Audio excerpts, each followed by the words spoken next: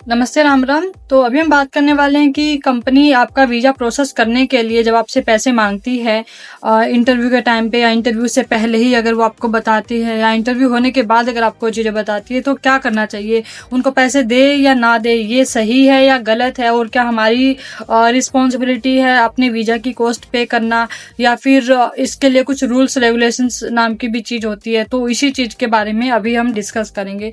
तो सबसे पहला मैटर जो ये आता है कि जब आप इंटरव्यू के लिए जाते हो, मोस्टली कंपनी होती है कि आपको उस टाइम में ही बता देती हैं, अगर वो आपका वीज़ा प्रोसेस वो आपको वीज़ा अगर प्रोवाइड नहीं करने वाली है तो वो पूछेंगे कि आप कौन से वाले वीज़ा पे हो, तो आप बताते हैं कि मैं विजिट वीज़ा पे हो, तो वो बताएंगे कि हम आपको वीज़ा प्रोवाइड नहीं करेंगे, तो क्या आप अपना वीज़ा बियर कर सकते हो। तो आप बता सकते हो कि हाँ मैं कर सकता हूँ। अगर आप जैसे कि फ्रीलांसर वीज़ा लेते हो, कोई स्पॉन्सर वीज़ा आपके पास हो सकता है, आपकी कोई नोन है जो आपको स्पॉन्सर कर दे, तो आप उनको बता सकते हो। लेकिन अगर आप नहीं कर सकते तो आप बोल सकते हो कि नहीं, मुझे कंपनी से वीज़ा चाहिए, तो मैं खुद अफोर्ड नहीं कर सकता और मैं चाहता हूँ कि मेरी कंपनी ही मुझे वीज़ा प्रोवाइड करे।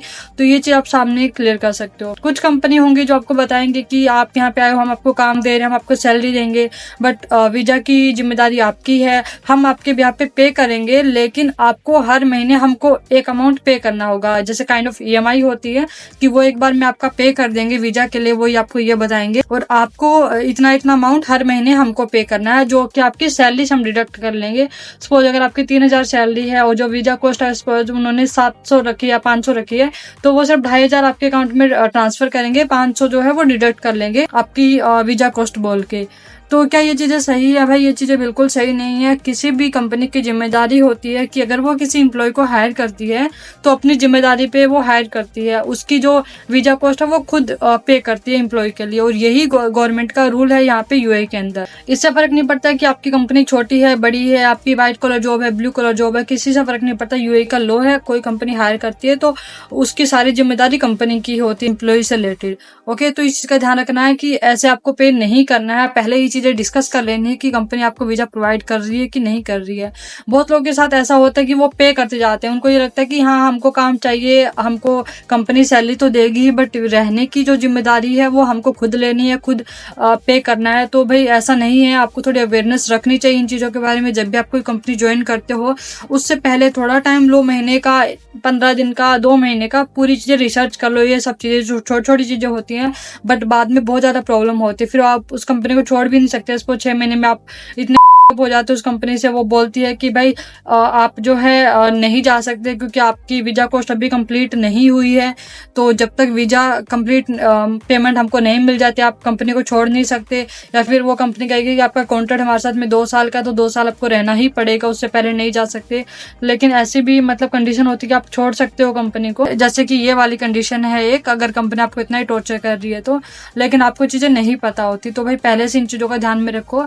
दूसरा ये होता है कि कंपनी आपको पहले से वीज़ा कॉस्ट एडवांस में ले लेती है कि आपके 6,000 दिरहम लगेगी, 8,000 दिरहम कॉस्ट आएगी, तो वो आप हमको दो, उसके बाद आपका हम वीज़ा अप्लाई करेंगे, उसके बाद आप हमारे साथ में कंटिन्यू कर सकते हो। तो ये भी इलीगल है, गैर कानूनी है, UAE के लॉ के अगेंस्ट। अगर ऐसा कुछ आपके साथ में होता है तो क्या करें? इसका सिंपल सा सोल्यूशन, मोहरे में आप कॉल करें, उनको बताएं अपना मैटर कि मैं ये कंपनी ज्वाइन करने वाला, वो मुझे पैसे मांग रही है इस चीज़ के लिए, तो मैं क्या करूं। आपके पास में ऑफर लेटर है अगर कंपनी का, तो वो भी अपने पास में आप रखें, उनके साथ में शेयर कर सकते हैं कि ये कंपनी उन्होंने ये चीज़ें बोली हैं, और वो वीज़ा कॉस्ट उस ऑफर लेटर में लिखी है या नहीं लिखी वो भी आपको चेक करनी है। ओके, क्योंकि ये कुछ कंपनियां लिखेंगी नहीं बट वो वर्बली आपसे पैसे मांगेंगी। उसमें लिखा हो कि हम आपको वीज़ा प्रोवाइड करेंगे कंपनी की तरफ से, बट क्योंकि आपको इतना पढ़ना लिखना नहीं आता, इंग्लिश इतनी अच्छी नहीं आती, तो आपको लगता है कि हाँ ऑफर लेटर साइन करके हमने दे दिया, मतलब हमारी जॉब पक्की।